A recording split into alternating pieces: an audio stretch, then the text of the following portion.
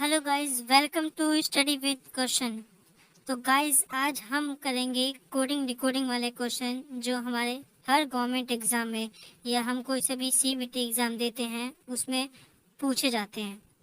तो सबसे पहले मैं आपको बता देता हूँ कि जैसे भी आपको ये क्वेश्चन दिखाई देता है तो आप जो मैं आज ट्रिक बताऊँगा या फिर जो भी मैं आपको बताऊँगा करने का तरीका, आप उसको फॉलो करके इसको जल्दी से सॉल्व कर सकते हैं। तो चलिए स्टार्ट करते हैं। हेलो। हाँ, तो दोस्तों, जब भी आपको सीबीटी में हमेशा आपको एक पेपर, पेन और एक शीट दी जाती है, तो आप सबसे पहले इस क्वेश्चन को ये क्वेश्चन हमेशा आते हैं हर एग्ज़ाम में। तो आप इसके लिए आप हमेशा जब भी सीट मिलती है आपको, तो आप ऐसे, अगर आपको ये याद है कि कौन से नंबर पे कौन सा अल्फ़ाबेट आता है तो वेल एंड गुड। अगर आपको याद नहीं है तो आप इसे ऐसे लिख सकते हैं उस शीट पे। जब उसके बाद फिर आपको ये क्वेश्चन सॉल्व करने में बहुत ही आसानी होगी। तो चलिए मैं आपको बताता हूँ कि कैसे ये क्वेश्चन सॉल्व करने हैं। तो देखिए, इस क्वेश्चन में कहता है कि एक कोड भाषा में ब्लेंड को ENHPG लिखा जाता है, उसी भाषा में विनर को कैसे लिखा जाएगा। तो चलिए पहले हम इसको, पहले जहाँ पे एक कोड है, ये जो उन्होंने गिवन दिया हुआ है, हम उसको लिख लेते हैं। तो ब्लेंड, थोड़ा स्पेस दे दे के लिखना, BLEND,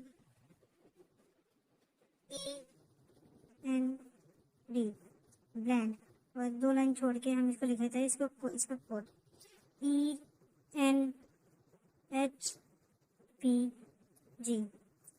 तो अब हमें इसकी जरूरत पड़ेगी। अब हम देखते हैं कि ये जो ई है, ई और ई, मतलब बी और ई में डिफरेंट कितना है।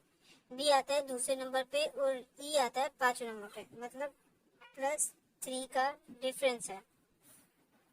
तो बी और ई में 3 का डिफरेंस है। और एल और एन में, एल आता है 12वें नंबर पे और एन आता है 4th नंबर पे, तो इसमें 2 का डिफरेंस है। ई आता है 5वें नंबर पे और एच आता है 8 नंबर पे, मतलब इसमें 3 का डिफरेंस है। एन 14 और पी 16, इसमें 2 का डिफरेंस है। और डी 4 पे आता है और जी आता है 7 पे, मतलब इसमें 3 का डिफरेंस है।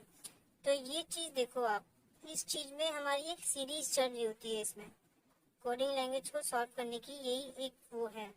इसमें देखो आपको 3, इन दोनों, पहले 3 का डिफरेंस था, उसके बाद 2 का, उसके बाद 3 का, उसके बाद 2 का, उसके बाद 3 का। तो हमें विनर का कोड भी हमें ऐसे ही मिलेगा। तो हम लिख देते हैं पहले विनर, WINNER।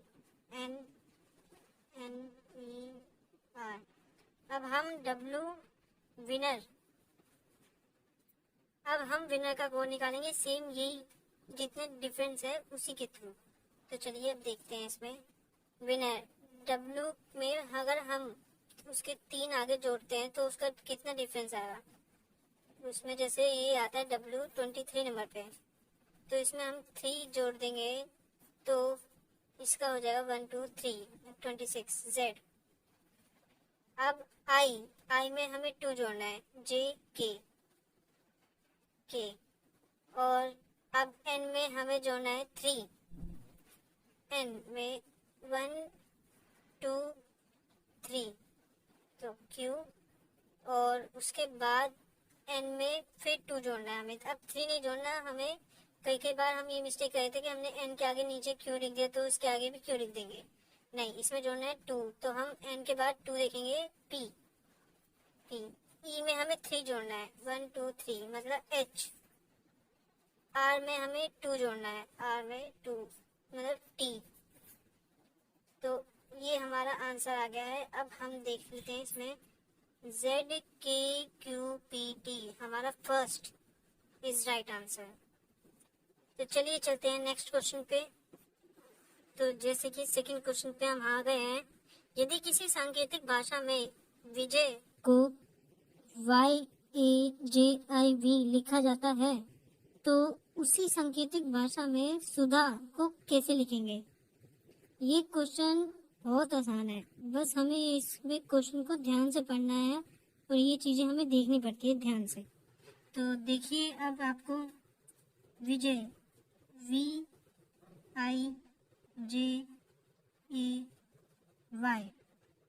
इसकी सांकेतिक भाषा है YAJIV।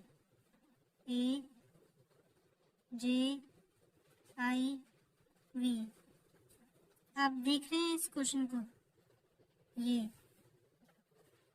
इसको अगर हम 1 2 3 4 5 के नाम से हम जानते हैं इसे, तो Y हो गया 5,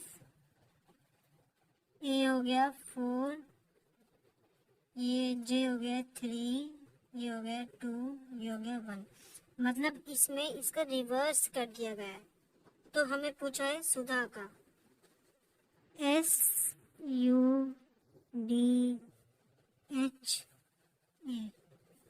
तो इसको भी हम 5 4 3 2 1, वरना आप अगर चाहे तो आप आंखों में देख के भी कर सकते हैं। ये मैं आपको सिर्फ एक तरीका बता रहा हूँ ताकि आपके दिमाग से वो ना निकले।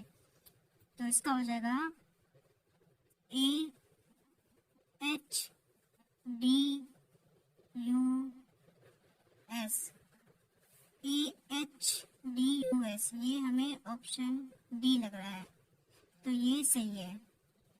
1 2 3 4 5। तो चलिए बढ़ते हैं हम आगे अगले क्वेश्चन पर।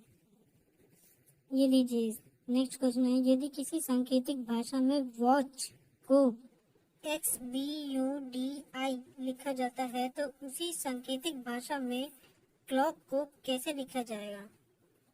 और ये रहे इसके ऑप्शन। तो चलिए स्टार्ट करते हैं इस क्वेश्चन को। तो सेम हम पहले वाले क्वेश्चन की तरह इसका भी हम कोड लिख लेंगे। वॉच का है XBUDI, तो चलिए लिखते हैं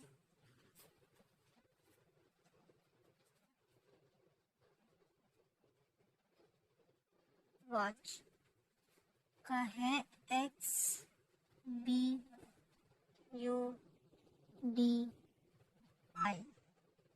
तो हमें निकालना है क्लॉक का। तो हम क्लॉक भी लिख लेते हैं CLOC।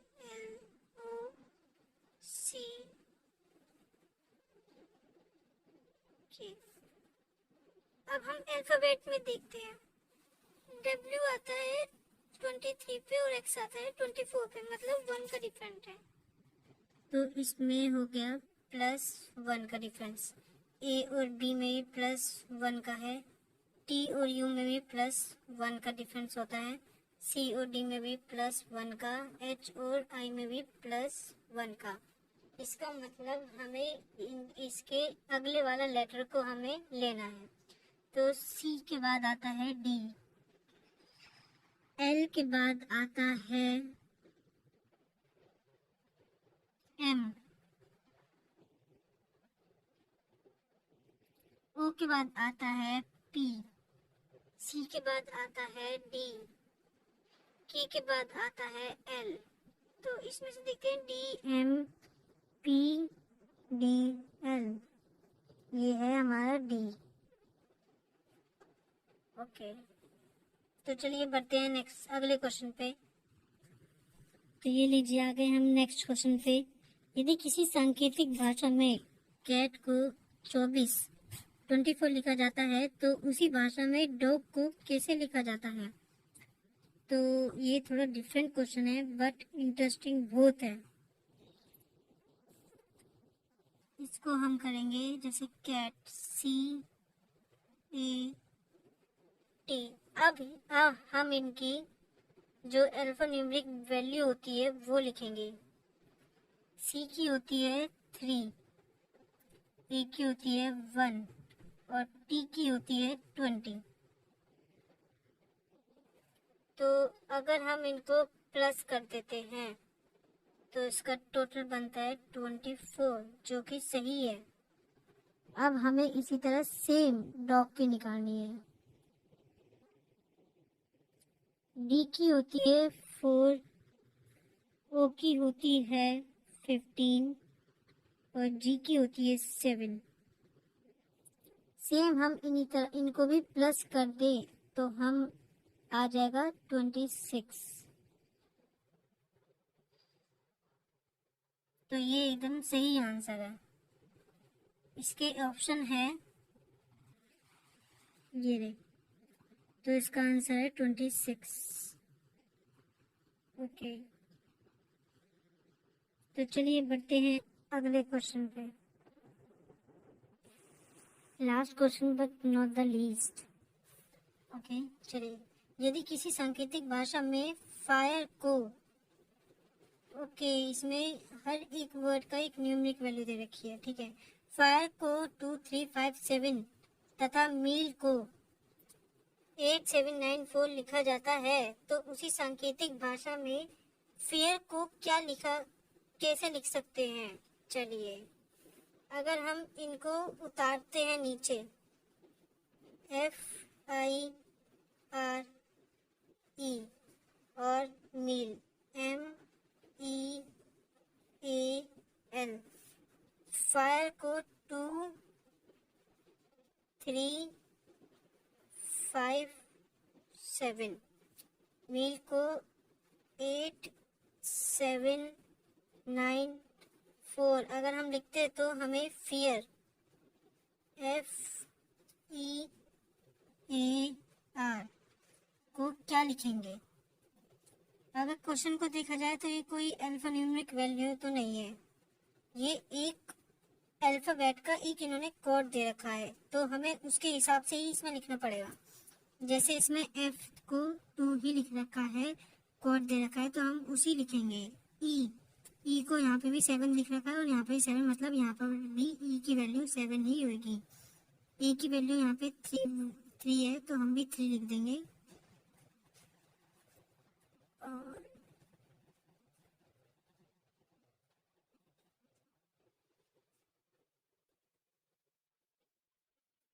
सॉरी 3 नहीं, E की वैल्यू 9 होगी।